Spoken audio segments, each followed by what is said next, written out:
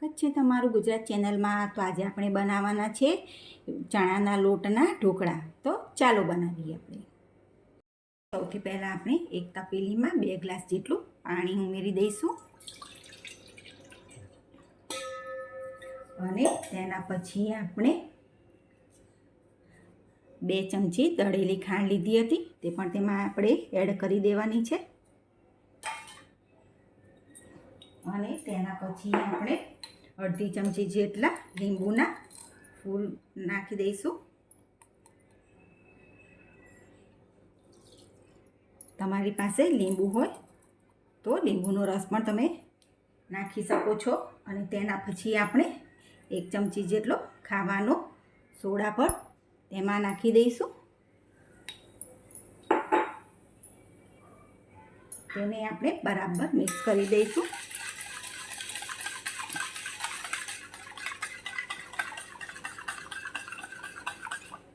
આ બધું સારી રીતે મિક્સ થઈ જાય ત્યાર પછી આપણે 1 ચમચી જેટલું તેમાં તેલ નાખી દેવાનું છે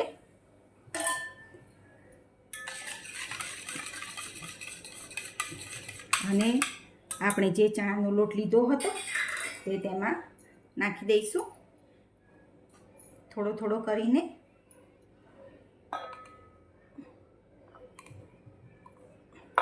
અને બરાબર મિક્સ કરી દઈશું।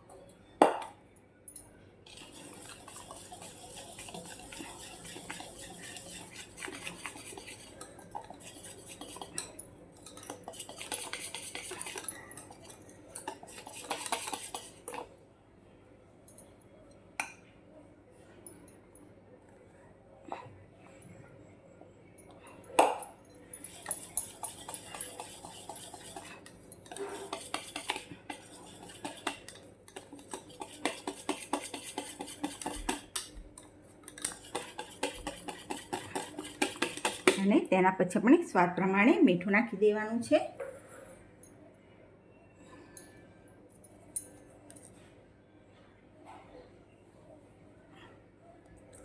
અને તેના પછી આપણે 2 ચમચી જેટલો રવો લીધો હતો તે પણ આપણે તેમાં એડ કરી દઈશું અને હવે આપણે બરાબર મિક્સ કરી દેવાનું છે।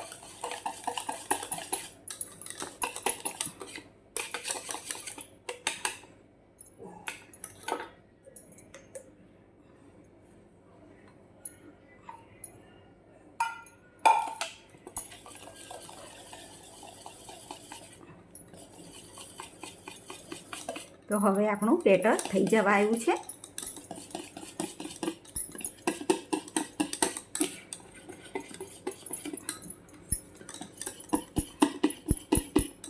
તો હવે આપણું બેટર સરસ રીતે થઈ ગયું છે। તો હવે આપણે આવી થાળી લઈને કાનાવાળી થાળી લઈને તેમાં તેલ ચોપડી દઈશું 1 ચમચી જેટલું। સારી રીતે તેલ લગાવી દેવાનું છે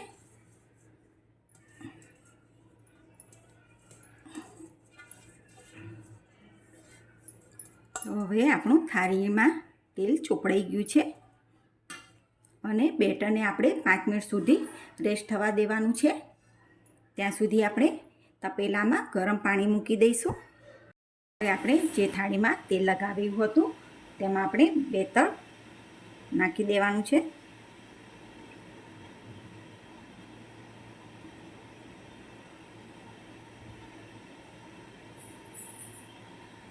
હવે આપણે તપેલાનું પાણી પણ ગરમ થઈ ગયું છે તો તેમાં આપણે થાળીને મૂકી દઈશું અને તપેલાને ઢાંકી દઈશું।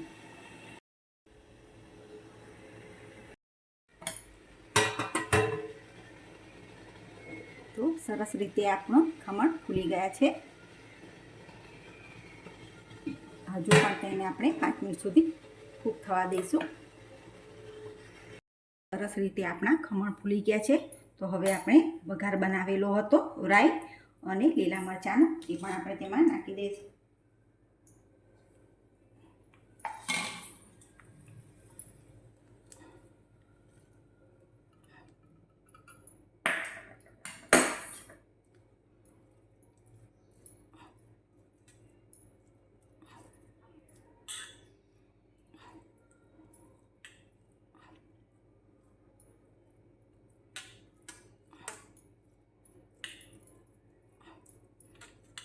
અને ઉપરથી આપણે ધાણા પર ભભરાવી દેવાના છે. લીલા ધાણા પણ આપણે ભભરાવી દઈશું.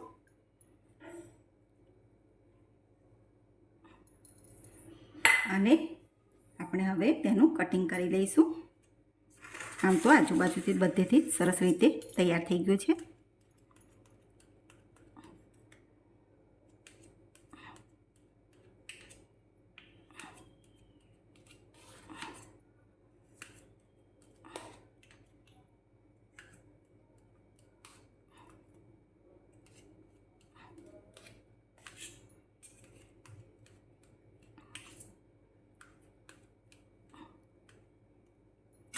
તો હવે આપણા ઢોકળા તૈયાર થઈ ગયા છે.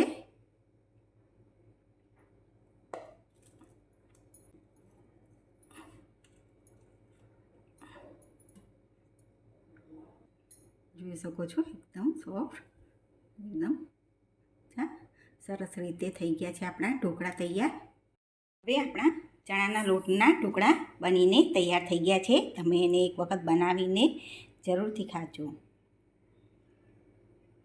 તમને આ મારી ઢોકળાની રેસીપી ગમી છે તો લાઈક, શેર અને સબસ્ક્રાઈબ જરૂરથી કરજો. અને હા, એક વખત જરૂરથી બનાવજો.